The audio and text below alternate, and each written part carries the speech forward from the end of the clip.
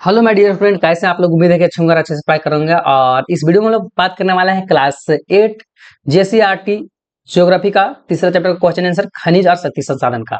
और इससे पहले कि आप लोग का 2 चैप्टर हो चुका है, आप अगर वीडियो नहीं देखे हैं तो लिंक डिस्क्रिप्शन में दिया हुआ है, वहां से जाके आप जो है वो कॉन्सेप्ट और क्वेश्चन आंसर सभी का वीडियो जो है देख पाएंगे। और भी विषयों का जो है वो लिंक दिया हुआ है, तो जो विषय का आपको लगता है तो वो विषय का आप जो है वो देख पाएंगे क्वेश्चन आंसर और कॉन्सेप्ट को। और इस वीडियो में जो है हम लोग ज्योग्राफी का तीसरा चैप्टर का क्वेश्चन आंसर वाला जो है वो करने वाले हैं।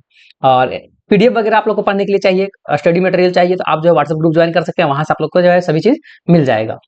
खनिज और शक्ति संसाधन अभ्यास का प्रश्न हम लोग देख लेंगे। सबसे पहले आता है कि रिक्त स्थान का पूर्ति कीजिए। तांबा जो है वो धात्विक खनिज है ना। तांबा जो है किस प्रकार का है, तो ये धात्विक खनिज है। उसी प्रकार कोयला जो है वो जीवाश्म ईंधन के उदाहरण है। ठीक है। ज्वारीय ऊर्जा जो है वो नवीकरणीय ऊर्जा है। नवीकरणीय मतलब जो है एक बार हम लोग जो है प्रयोग करेंगे, फिर भी जो उसको प्रयोग करते ही रहेंगे। मणिकरण भूतापीय ऊर्जा के लिए जाना जाता है। तो ये 4 जो था वो फिल इन द ब्लैंक्स, यानी कि जो है रिक्त स्थान को पूर्ति करने वाला था। आगे प्रश्न उत्तर है। निम्नलिखित प्रश्नों का उत्तर जो है एक वाक्य में देना है, मतलब जो है वो छोटे में ही देना है। जीवाश्म ईंधन क्या है, तो वे प्राकृतिक ईंधन जो लाखों वर्षों से पूर्व पृथ्वी में जो है वो दब गया है। मृत पेड़ पौधे और जीव जंतु को अवशेष से जो है वो अपघटन से, सड़ने गलने से जो बनते हैं उनको जीवाश्म ईंधन बोलते हैं।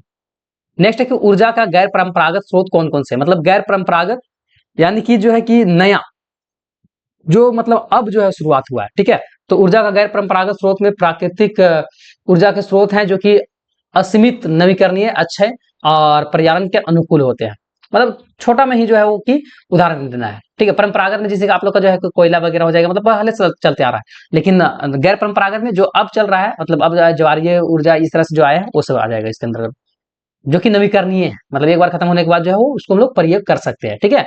तो यहाँ इसलिए बोला गया है कि ऊर्जा का गैर परंपरागत स्रोत प्राकृतिक का ऊर्जा का वो स्रोत है जो कि असीमित है, मतलब वो बहुत है, अनलिमिटेड है, और नवीकरणीय भी है, मतलब कभी खत्म भी नहीं होगा। झारखंड में बॉक्साइड उत्पादन करने वाले 2 जिला का नाम। तो झारखंड में बॉक्साइड उत्पादन करने वाला 2 जिला जो है वो लोहरदगा और गुमला है। ठीक है। लोहरदगा में इसका जो है वो बॉक्साइड समृद्ध खदान के कारण जो है बॉक्साइडी नगर भी इसको बोला जाता है। नेक्स्ट है कि लघु उत्तरीय, मतलब अभी जो आंसर दिए उससे थोड़ा सा ज्यादा बड़ा बड़ा आंसर देना है। यूरोप के कोयला उत्पादन 2 क्षेत्रों का नाम बताना है। यूरोप में जो है कोयला उत्पादन के 2 क्षेत्र जो है वो रूर घाटी जर्मनी, ठीक है, और ऊपरी साइलेजियन बेसिन जो कि पोलैंड में है। नेक्स्ट है कि खनिज संरक्षण क्यों जरूरी है ना। खनिजों का संरक्षण क्यों आवश्यक है, तो हमें खनिज का संरक्षण इसलिए करना चाहिए क्योंकि यह सीमित है और अनवीकरणीय भी है। मतलब एक बार प्रयोग करेंगे तो बनने में लाखों साल लगता है।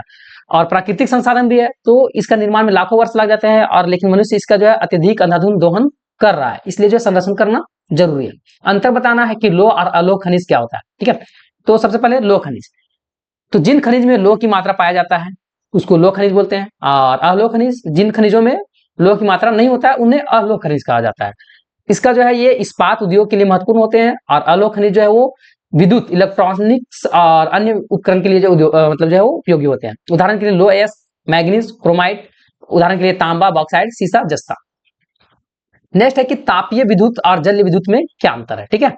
तो तापीय विद्युत तो हो जाएगा कोयला, पेट्रोलियम या गैस जलाकर बिजली उत्पन्न किया जाता है।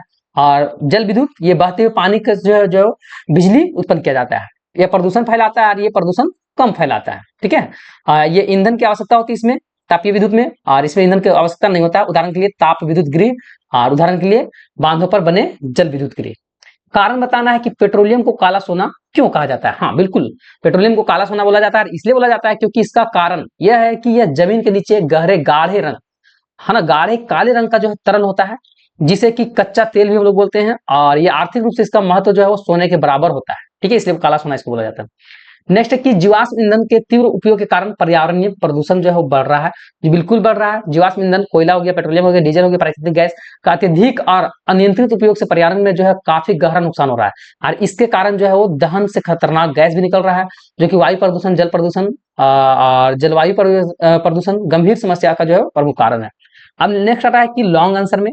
तो लॉन्ग आंसर पढ़ने से देखने से पहले आप लोग जो है कि अभी तक अगर चैनल को सब्सक्राइब नहीं किया तो चैनल को सब्सक्राइब कर लीजिए, बेल आइकन को ऑन कर लीजिए, और दोस्तों के साथ में वीडियो को एक बार जरूर शेयर कर दीजिए। इस चैनल से आप लोग को बहुत हेल्पफुल मिलने वाला है।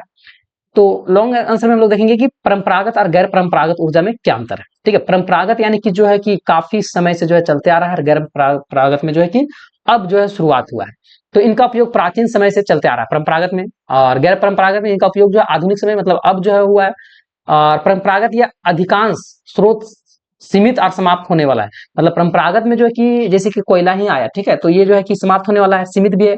लेकिन गैर परंपरागत में जो है इसका अक्षय एवं नवीकरणीय है, मतलब ये जल्दी जो है खत्म नहीं होने वाला है। परंपरागत इससे प्रदूषण अधिक होता है और गैर परंपरागत से प्रदूषण कम होता है। लागत इसमें जो है वो परंपरागत में अधिक होता है और गैर परंपरागत में लागत एक बार लगेगा लेकिन उसके बाद जो है वो कम लगता है। उदाहरण के लिए जैसे कोयला हो गया, पेट्रोलियम, प्राकृतिक गैस, इसमें जो उदाहरण सौर ऊर्जा, पवन ऊर्जा, बायोगैस। नेक्स्ट प्रश्न आता है कि धात्विक एवं अधात्विक खनिज में अंतर स्पष्ट करना है और झारखंड में पाए जाने वाले धात्विक खनिज का उल्लेख भी करना है। ठीक है, तो धात्विक खनिज क्या होता है? तो जिन खनिज से धातु प्राप्त होती है उन्हें धात्विक खनिज कहा जाता है। अधात्विक खनिज, जिन खनिज में धातु प्राप्त नहीं होता उन्हें अधात्विक खनिज कहा जाता है। धात्विक खनिज में जो है वो चमक होती है, उष्मा का सुचालक और विद्युत का अच्छे चालक होते हैं। और अधात्विक खनिज जो है इसमें उष्मा का और विद्युत का दोनों का कुचालक होते हैं। धात्विक खनिज जो है इसका उपयोग मशीन, औजार बनाने में किया जाता है, उद्योग बनाने में। और अधात्विक खनिज सीमेंट, कांच, उर्वरक बनाने में किया जाता है। उदाहरण के लिए लो अयस्क, तांबा, मैग्नीज, बॉक्साइड है। उदाहरण के लिए इधर अपरक, चूना पत्थर, डोमोमाइट, जिप्सम। अब नेक्स्ट इसमें और भी एक प्रश्न पूछा हुआ था। ठीक है, वो प्रश्न था कि झारखंड में पाए जाने वाले खनिज। ठीक है, तो झारखंड में पाए जाने वाले खनिज का समृद्ध जो है, समृद्ध राज्य है संपदा में, है ना। और लो एस्क जो है वो सिंहभूम क्षेत्र में पाया जाता है। तांबा यानी कॉपर जो है वो सिंहभूम के घाटशिला में पाया जाता है। बॉक्साइट लोहरदगा, गुमला में पाया जाता है, रांची में पाया जाता है। मैग्नीज सिंहभूम क्षेत्र में पाया जाता है। यूरेनियम जो है वो जादूगोड़ा, पूर्वी सिंहभूम में पाया जाता है। तो इस प्रकार इसका क्वेश्चन आंसर खत्म हुआ है और इसी तरह से हम लोग जो है और भी विषयों को जो है क्वेश्चन आंसर करते रहेंगे। आप लोग पूरा वीडियो को देखते रहिए। ठीक है, और क्लास 9 में भी जो है इससे भी धाकड़ तरीका से आप लोग का तैयारी करवाया जाएगा और 10 क्लास में उससे भी धाकड़। तो मिलेंगे नेक्स्ट वीडियो में, तब तक के लिए फिर जय हिंद, जय भारत, जय झारखंड, जोहार झारखंड।